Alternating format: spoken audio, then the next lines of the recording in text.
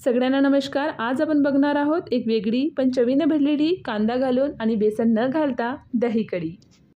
ही दह्याची कढी अगदी हलकी, चविष्ट आणि झटपट होणारी आहे। चला तर मग जास्त वेळ न घेता रेसिपीला सुरुवात करूया।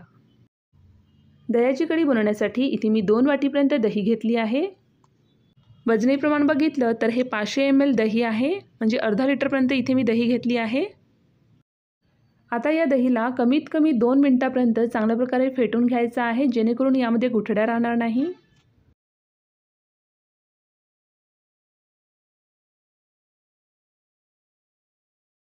तर हे बघा, दही इथे आपण छान असं फेटून घेतलेलं आहे। आता यानंतर यामध्ये 1.5 वाटीपर्यंत पाणी घालायचं आहे।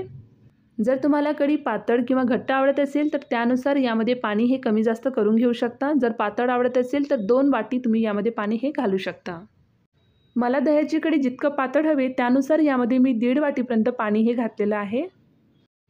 हे तयार करून घेतल्यानंतर आता आपण फोडणीची तयारी करून घेणार आहोत। इथे मी 3 ते 4 हिरवी मिरची, 1 इंचपर्यंत आले लाईट असं ठेचून घेणार आहे।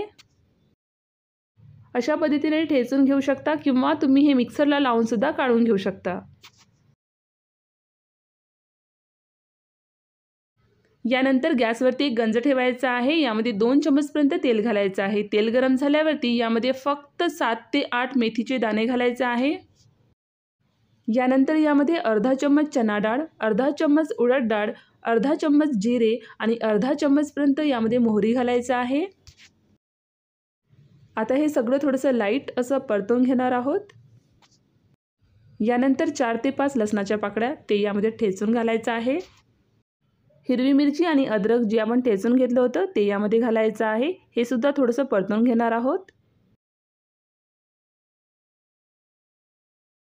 आता यामध्ये 3 ते 4 सुखे लाल मिरची घालायचं आहे, थोडंसं परतून घेणार आहोत। एक मीडियम आकाराचा कांदा बारीक असं चिरून घ्यायचा आहे, ते यामध्ये घालायचं आहे आणि 8 ते 10 कढीपत्त्याचे पाने सुद्धा यामध्ये घालायचं आहे। इथे आपल्याला कांद्याला खूप जास्त असं परतून घ्यायची गरज नाही, फक्त आणि फक्त 1 मिनिट, त्यापेक्षा कमी जरी परतवलं तरी चालेल। लाईटच आपल्याला इथे कांद्याला परतून घ्यायचं आहे। तुम्ही इथे बघू शकता मी कांद्याला खूप जास्त असं परतून नाही घेतलं। यानंतर यामध्ये पाव चम्मच हळद घालून पुन्हा एकदा हे सगळं छान असं मिक्स करून घ्यायचं आहे। हे सगळं प्रोसेस करताना मी सुरुवातीपासून तर आतापर्यंत गॅसचा फ्लेम मात्र कमीच ठेवलेला आहे।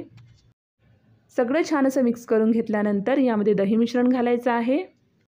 शेवटी यामध्ये चवीनुसार मीठ आणि बारीक चिरलेली कोथिंबीर घालायचं आहे आणि हे सगळं चांगल्या प्रकारे मिक्स करून गॅसचा फ्लेम इथे बंद करायचा आहे। या दह्याच्या कढीला एकही उकळी आणण्याची गरज नाही। कांदा घालून केल्यामुळे ही दह्याची कढी गरमागरम भातासोबत खूपच चविष्ट लागते। जर तुम्ही सुद्धा एकाच पद्धतीने कढी खाऊन जर बोर झाला असेल तर यावेळी कांदा घालून दह्याची कढी मात्र नक्की ट्राय करून बघा। तर ही होती एकदम साधी पण चवदार कांदा दही कढी बेसन न वापरता। आवडली असेल तर नक्की करून बघा आणि आपल्या चॅनलला सबस्क्राईब करायला विसरू नका। धन्यवाद।